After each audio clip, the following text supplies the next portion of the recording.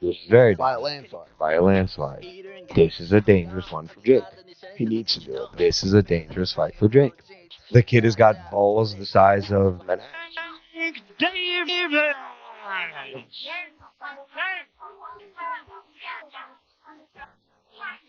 135 pounds. People are that I'm sparring and being able to see how good they are and knowing how good Tank is, it's actually going to be my toughest test to date.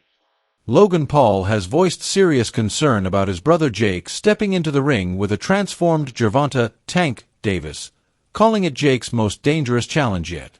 He warns that Davis is no longer the same fighter fans once knew. He's stronger, sharper, and far more composed. Logan compares Davis's current form to Floyd Mayweather's prime, noting his blend of speed, accuracy, and ring IQ. Drawing from his own experience against Mayweather, Logan understands how quickly confidence can vanish once the bell rings. What many think is a favorable matchup for Jake could turn into a brutal reality the moment punches start landing. For Logan, this isn't hype or promotion. It's genuine concern for his brother's safety and the uncertain path his boxing career might take next. Gervonta Davis has been confirmed. Guys, this fight is actually happening. Jake is a plus 155 underdog going into the fight, taking the biggest risk he's ever taken. It's going to be on Netflix. Now, this fight I will watch. This one's crazy. Please give me the weight. Please give me the fucking weight. It's an exhibition. There is no weight. There'll be no guidelines. There'll be agreed weight. A range? Yeah, there'll be agreed weight in the contract. It has to be. For Jake to come down. Correct. What will it be? It'll probably be 195, maybe 200. Still. Bro, how is that possible? I mean, bro, I did it with Floyd. You guys don't understand. Exhibitions are a real thing now. As long as people are watching, that's the metric. Yes. You know how tall? You know how tall Gervonta is? I think he's like 5'5". Not even. He's probably 5'5". Bro, okay, but look, you want to know what's going to happen in that fight? Because I'll tell you, too. Tell us. Because I did the same thing. I fought a really crafty, much smaller fighter. His name was Floyd Mayweather. He's a young Floyd. Protege of Floyd. In his prime. Yes. Well, close, right? No, Gervonta's, I think he's still in his prime. I would That's what say. I'm I would, bro. This is a different fight than you and Floyd. This is very By a landslide. By a landslide. This is a dangerous one for Jake. He needs to do it. This is a dangerous fight for Jake. The kid has got balls. Analysts are questioning the weight dynamics of the upcoming clash between Gervonta Davis and Jake Paul. Normally competing at 135 pounds, Davis is rumored to enter this bout closer to 160 pounds, a dramatic 25-pound increase that could change everything. This jump would narrow the size gap between the two fighters and potentially boost Davis's power-to-weight ratio, making him even more explosive. Experts warn that this transformation could tilt the fight's balance, turning what seemed like Jake's physical advantage into a serious threat against an already dangerous and unpredictable opponent. Concerned about with Gervonta Davis. As we know, big exhibition coming up November 14th. We are going to do a live stream watch party for that. I don't know in what way, but we got to make it special. You guys know when I do these watch parties, they are insane. We want to have some guests. We may do a 24-hour. I'm not sure. Leave in the comments what you want to see. But we may be seeing the formulation of a game plan and tactics from this training footage from Gervonta Davis. And I think I may understand the key of what they want to do, how they want to go about it, and why Jake Paul might be in more trouble than I originally thought. What do I mean? The breakdown. Let's go. He is the star of the weight concept. All right, so Calvin Ford, coach for Gervonta Davis, has been for pretty much since Gervonta started boxing. Sat down with Marcos over at Fight Hub. Shout out to Marcos for the footage, man. He's always killing the game with interviews and everything else.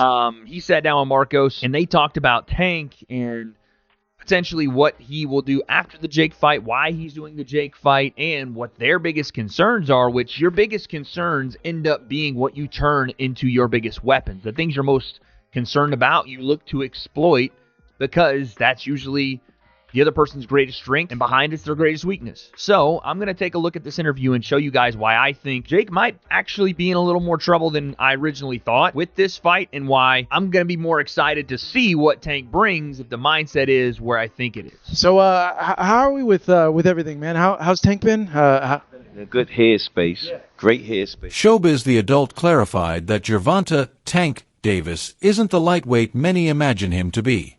Beneath his shorter frame lies a compact, muscular build engineered for raw power.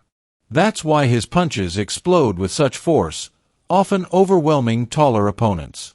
Showbiz explained that Davis's natural strength, conditioning, and balance give him an edge even against fighters who appear bigger on paper. His precise control of distance and ability to unleash knockout shots with perfect timing make him a dangerous anomaly. Calling him small, Showbiz argued, completely misses the point. Davis might compete in lower divisions, but his physique and power reflect that of a much larger, elite-level athlete built to dominate. Yield that type of weight. He's a bowling ball. He ain't no guy like you guys say. To take you away and say he's a white guy.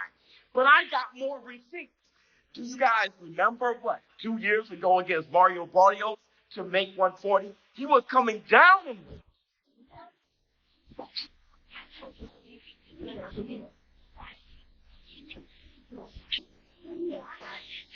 144.1. Wait a minute, 144 o'clock. I even got more receipts for you guys. Remember against Ryan Garcia, Christ saw him backing on snacky cakes and all kind of Skittles and shit, and, for the all access with him versus Ryan Garcia. I think this was like episode 2 or something. It was hilarious. But he goes in the store and they have to weigh him. And in that store, he weighs 150 pounds. Yeah, thank you. How much I weigh? 154. 154? Yes, sir. All right, weigh me one more time. 150. 150? Why this on? All right, bet. The most famous audio mix that the War Room made famous that we sent out and it went viral when Team Tank said that Gervonta Tank Davis walks around at 150 pounds. He ain't gonna never want to fight at 135 again. He will, man. That's just a stupid big jumper. You can walk around with that. No.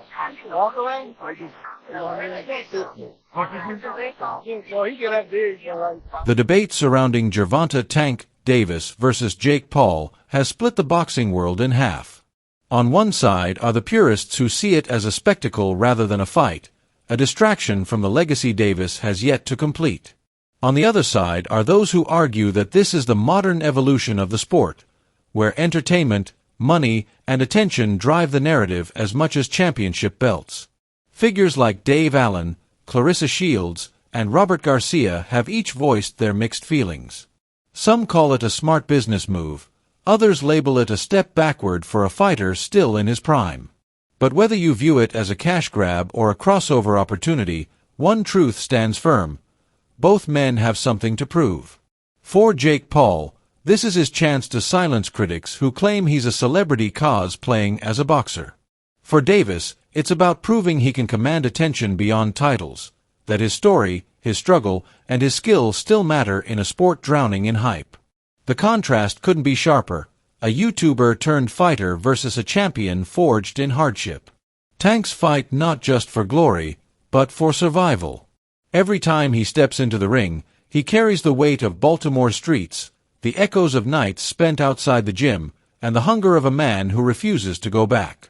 Jake, on the other hand, fights to be taken seriously, to transition from viral sensation to legitimate contender in the eyes of the old guard. The result is a collision that transcends weight classes and reputations. And while many question whether this fight will truly test Tank or simply sell tickets, one thing is undeniable. People are watching. The world is talking. And when the bell rings, every doubt, every criticism, and every prediction will be answered inside those ropes. This isn't just another exhibition. It's a statement, a battle between authenticity and ambition, legacy and entertainment. No matter who wins, boxing wins too, because it reminds the world why this sport still matters. If you love the fight game, hit that subscribe button, smash the like, and share this video, because this story is far from over, and you won't want to miss what happens next.